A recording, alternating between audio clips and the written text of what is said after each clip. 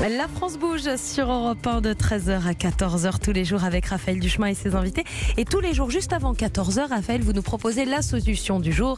Celle d'aujourd'hui est très pratique. Oui, se faire livrer les courses à domicile, c'est vrai que c'est très courant, ça se développe de plus en plus. Mais si ça se passait entre particuliers, c'est la solution de Courseur, Elisabeth. Oui, vous partez faire vos courses, pourquoi ne pas faire celle de votre voisin? Surtout si c'est une personne âgée qui n'a pas toujours la force de sortir quand il fait froid.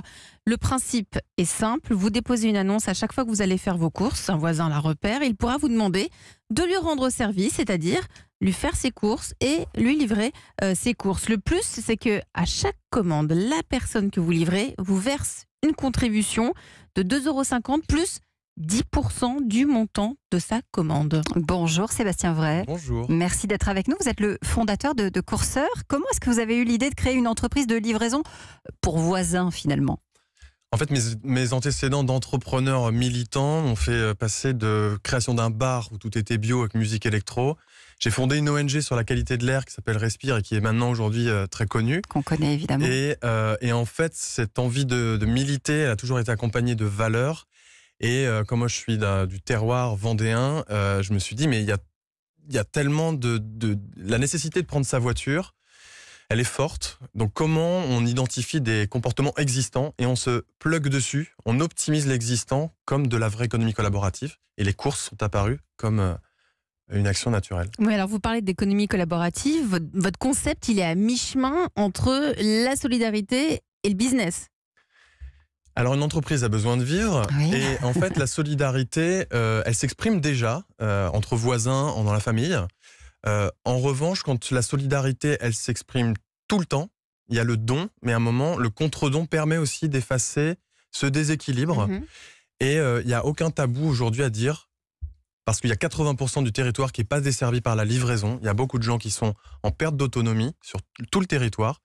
Et donc, si on peut recréer de la solidarité, c'est-à-dire que d'un côté, ceux qui font leurs courses, ils font des économies, ils rendent service, ils ont la fierté de rendre service. Mais ils sont rétribués. Et ils sont rétribués parce que le coût de l'essence, on en parle beaucoup en ce moment, le coût de l'essence, le coût de la voiture, le temps passé aussi à rendre service. Et la personne qui se fait livrer, elle, gagne du temps, elle n'utilise pas sa voiture, elle fait des économies sur l'essence.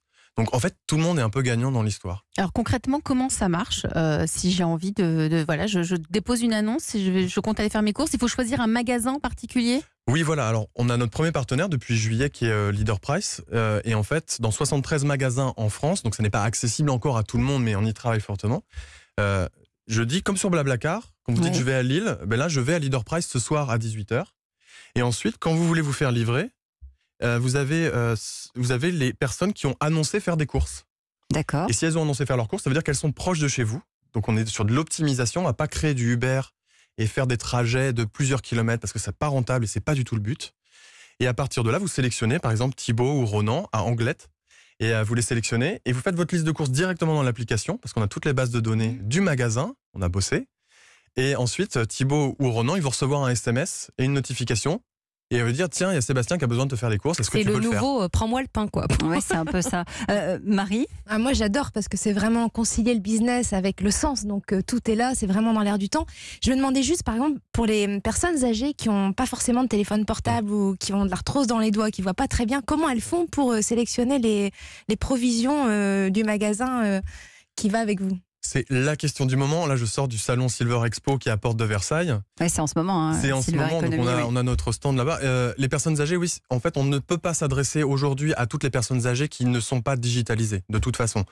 Donc, on anticipe, parce qu'il y a quand même des personnes âgées qui utilisent les smartphones. Et de plus en plus. Et de plus en plus. Et aussi, il y a les aidants, c'est-à-dire qu'on peut aider les aidants à se décharger aussi d'un poids qui est énorme pour l'aide de ses parents. Et typiquement, Anita, qui a 85 ans, c'est sa petite fille qui lui a installé sur la tablette. Elle lui a montré une ou deux fois et maintenant elle est autonome et ça fait 15 semaines qu'elle commande toutes les semaines avec Thibaut, justement un jeune. Combien de salariés aujourd'hui chez vous, très rapidement ? On est 5 salariés et ça fait 1 an et demi qu'on existe et on se déploie dans d'autres enseignes.